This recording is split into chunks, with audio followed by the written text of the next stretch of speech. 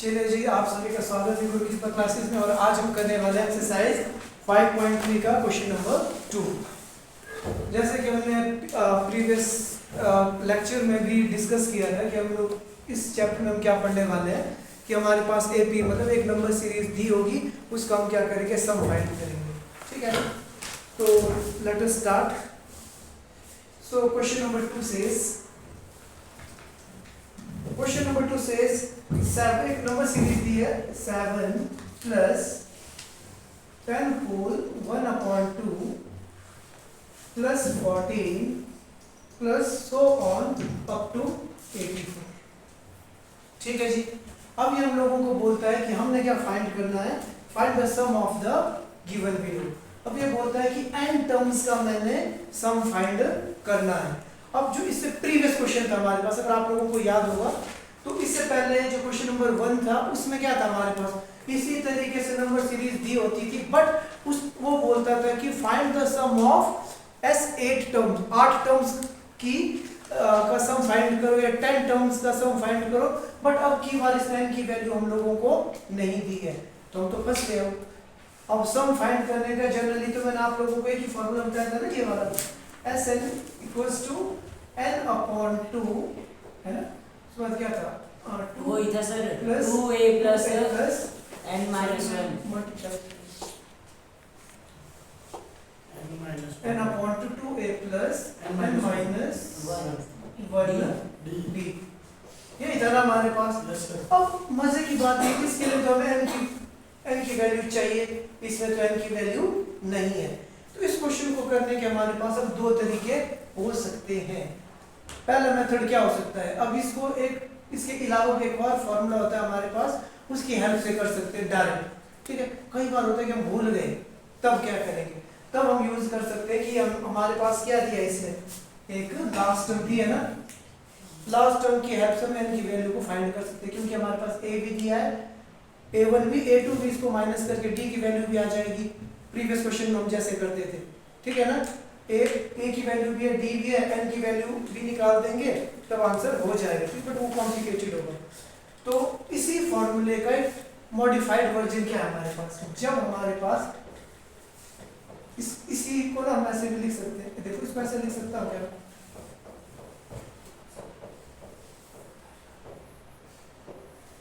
कुछ इस तरीके से, कोई फर्क तो नहीं पड़ेगा।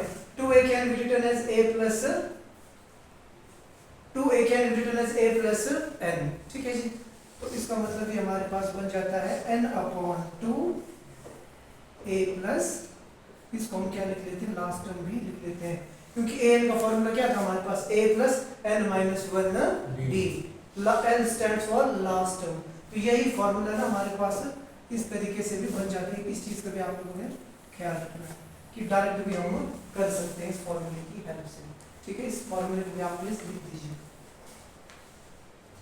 a की वैल्यू कितनी बच्चों हमारे पास 7, और d की वैल्यू क्या होगी, a2 माइनस a1। तो a2 कितना था हमारे पास, देखना ध्यान से, इसको मैं लिख देता हूं 7 plus 10 to the 20, 20 plus 1 21/2 plus 14 plus so on up to 84।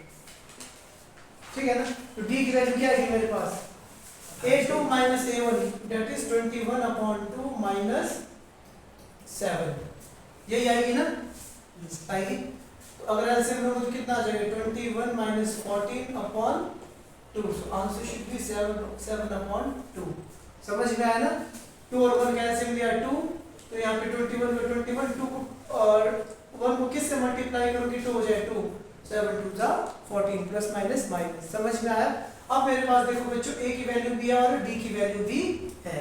ठीक है ना, अब मुझे प्रॉब्लम क्या आ रही है, अब इस फॉर्मूले की हेल्प से मैं डायरेक्ट तो कर सकता हूँ, बट अगेन n फंस गया ना। तो n फाइंड करने के लिए मैं कौन सा फॉर्मूला यूज करूंगा, पहले वाला जो करते थे, हाँ जी, an can be written as a plus n minus 1 d।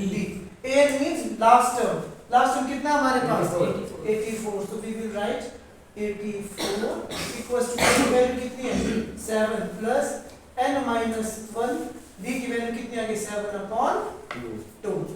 समझ में आया सबको, ये पॉजिटिव 7 है, इधर जाके क्या हो जाएगा negative. 84 minus 7 is how much 77 yes 77 समझ में आया। अब 7/2 क्या है ब्रैकेट के बाहर, तो वो क्या करेगा n को भी मल्टीप्लाई करेगा और 1 को भी, तो we will get 7/2 n minus 7/2। यहाँ तक समझ में आया सबको? Yes sir. अब क्या करेगा ये 7/2 इक्वल टू के दूसरी तरफ चला जाएगा, ठीक है जी। नेगेटिव है परे जाके क्या हो जाएगा ये पॉजिटिव हो जाएगा, so we will get 77 plus 7/2 which is equal to 7/2 n। यहाँ तक समझ में आया ना, पता लगा सबको? मैंने क्या किया, अब मैंने डायरेक्ट इस, वैसे तो इस फॉर्मूले से भी कर सकता हूँ मैं, ठीक है, बट जब हमारे पास लास्ट टर्म दी होती है ना, तो कैलकुलेशन को कम करने के लिए हम इस वाले फॉर्मूले का यूज करते हैं, समझ में आया। बट इस फॉर्मूले में भी हमें क्या चाहिए, n की वैल्यू चाहिए थी। तो मैंने पढ़ा था कि भाई जब कभी भी मुझे कोई टर्म दी हो, a भी दिया हो d भी दिया हो, है ना, तो मैं n की वैल्यू को फाइंड कर सकता हूँ। जब कभी भी मुझे लास्ट टर्म दी हो, a दिया हो d दिया हो, we can calculate the value of n using an। तो मैंने an का फॉर्मूला डाला, an nth टर्म की वैल्यू डाली और इसको सॉल्व किया। यहाँ तक समझ में आया? अब मैं क्या करूँ, इस इक्वेशन को सॉल्व करूँ और n की वैल्यू को फाइंड करूँगा। समझ में आया? डाउट है कुछ? चलिए समझ में आया? क्या पूछना है कुछ? बोल जल्दी बोल। ये 21 कहाँ से आया? यहाँ देखो ना, ये क्या था, आपको फ्रैक्शन में था ना, मिक्स फ्रैक्शन में 10 होल 1/2, 10 को 2 से 10 को मल्टीप्लाई किया, 10 2 जा 20, ऊपर 1 ऐड किया, तब आ गया आपको 21/2। ठीक है जी, चले आगे। किसी को डाउट? No sir. ठीक है जी, तो हमारे पास क्या बचा याद रखना, हम लोगों के पास बचा था 77 plus 7/2 which is equal to 7/2 है, ये बचा था। Yes sir.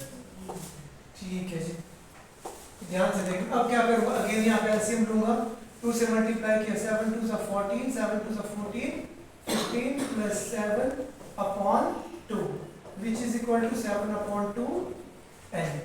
इसको ऐड करूँगा तो कितना आएगा, आई थिंक 161 है ना, yes sir. 161/2 multiply by 2 divided by 7 equals to n। समझ में आया?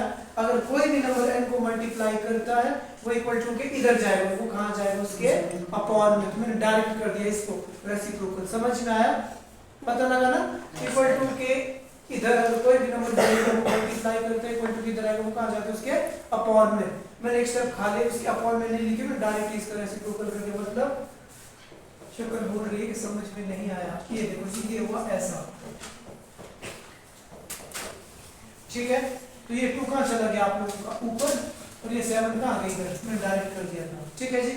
तो 2 से 2 कैंसिल, 7 2 सा 14, तो 7 3 सा 21। सो n की वैल्यू कितनी आ गई बच्चों हमारे पास, 23। सो बस अब क्वेश्चन हमारा फिनिश लगभग।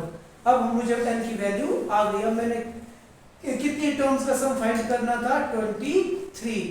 सो final answer should be therefore S23 is equal to, formula क्या था हमारे पास, n/2 a प्लस क्या था, क्या गया, ये वाला formula, n/2 a plus l। n की वैल्यू कितनी आ गई, 23/2, a की वैल्यू कितनी है, 7, l की वैल्यू कितनी, 84। So 84, so we will get 23/2 multiply by कितना आ गया जिसको साथ जोड़ा तो 91 यार क्यों, अच्छा गया है जी, अपॉन 2। अब जो भी आंसर आता है that is your final answer. 91 को किससे मल्टीप्लाई करना हमने, 23 से, 9 27 29 18 20। पता लगा ना, इसको इसके साथ के 3 1 3, 9 3 27 6 to 29, 9 to the 18 20। So we will left with 2093 divided by 2। So final answer should be 1 1 2 1 1 the 1 4 2 the 8 6 2 the 12 5 2 the 10। That is your final answer।